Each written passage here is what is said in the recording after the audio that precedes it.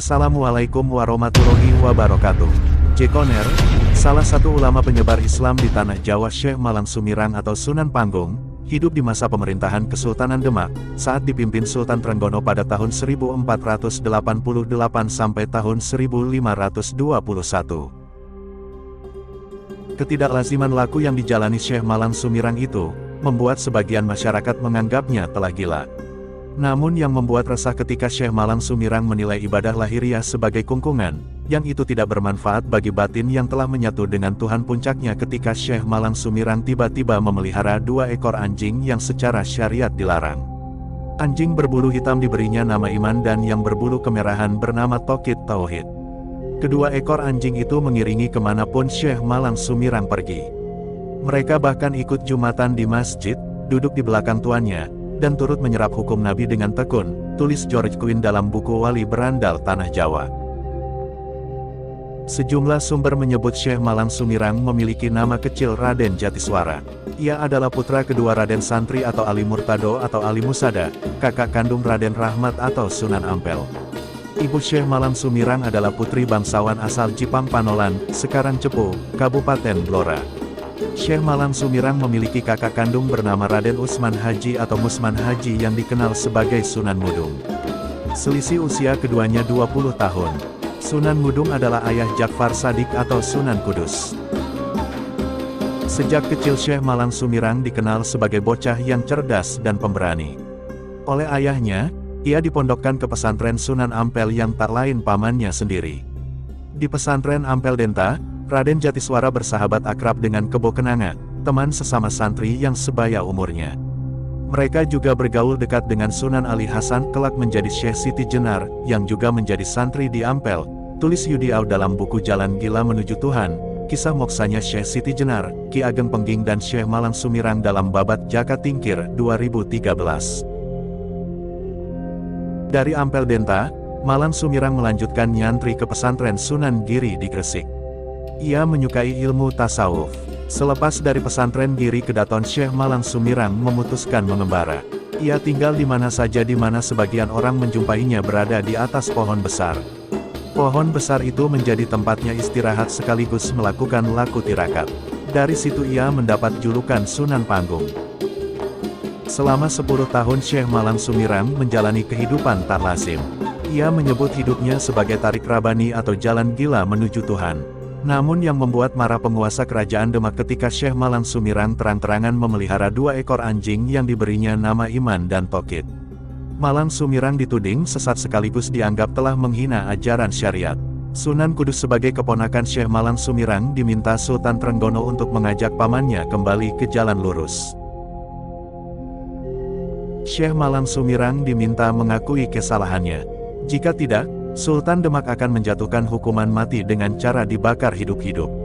Yudi Au dalam Jalan Gila Menuju Tuhan, kisah moksanya Syekh Siti Jenar, Ki Ageng Pengging dan Syekh Malang Sumirang dalam Babat Jaka Tingkir menyebut Sunan Kudus berusaha melobi pamannya agar hukuman mati urung dilaksanakan. Diceritakan dalam Babat Jaka Tingkir, Sunan Kudus hanya bisa terdiam, pasrah dalam kesedihan. Musyawarah para ulama dan kerajaan Demak akhirnya memutuskan hukuman mati dijatuhkan. Keputusan disiarkan secara luas, di mana eksekusi berlangsung di alun-alun Demak. Kayu bakar pun disiapkan. Kayu disusun bertumpuk-tumpuk dengan sebuah ruangan sebagai tempat Syekh Malang Sumirang. Mengetahui persiapan pelaksanaan hukuman itu, Malang Sumirang tetap tenang. Air mukanya tetap tak terlihat rasa takut maupun sedih. Ia justru gembira. Ia malah teramat girang karena merasa akan bersatu dengan Tuhan yang sudah lama ia idamkan masanya. Sultan Trenggono dan ulama Wali Songo kembali memberi kesempatan Malang Sumirang bertobat. Cukup mengakui semua kesalahan dan menyatakan kembali ke jalan yang benar, putusan hukuman mati akan dicabut.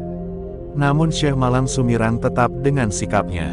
Pada hari Senin, disaksikan rakyat Demak, hukuman mati itu dilaksanakan. Para wali dan pemuka agama Demak yang dipimpin Sunan Derajat hadir di sekitar alun-alun.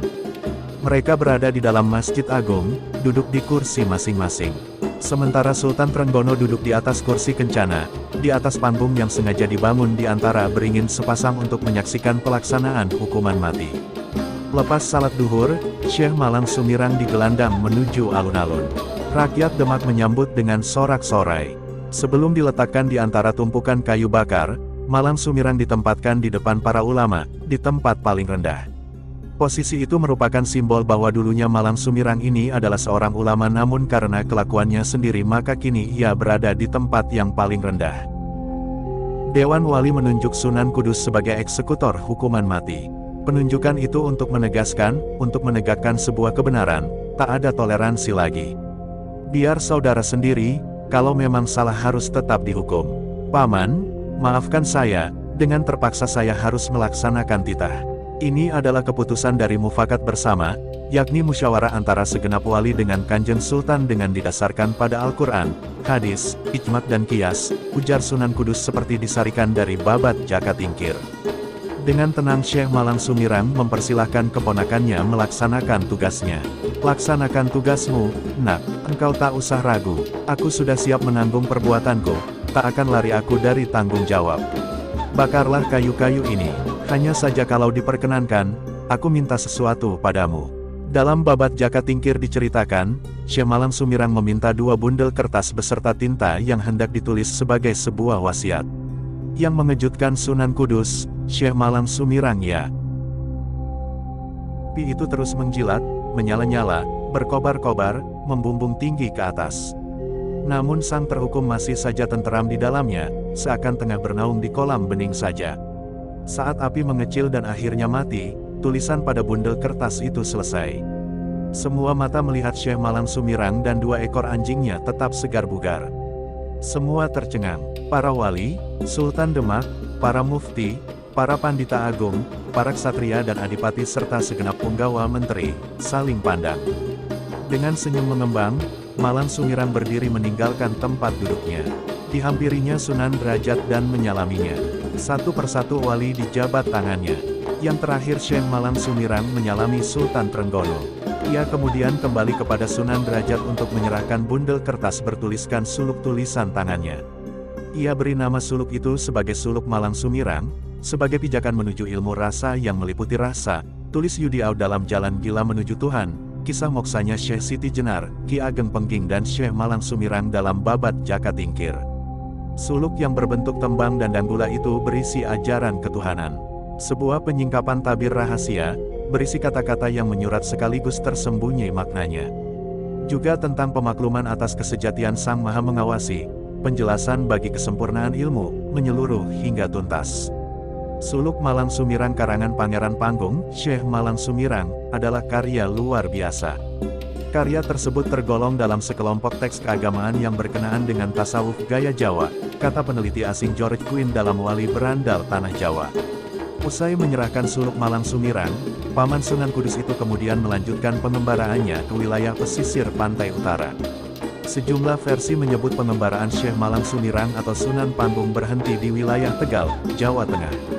Sebuah makam tua di sebelah utara alun-alun kota Tegal, tepatnya di belakang Masjid Panggung diyakini sebagai pesarean Syekh Malang Sumirang.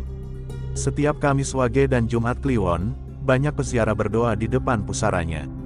Kitab suluk Malang Sumirang tersimpan di area makam.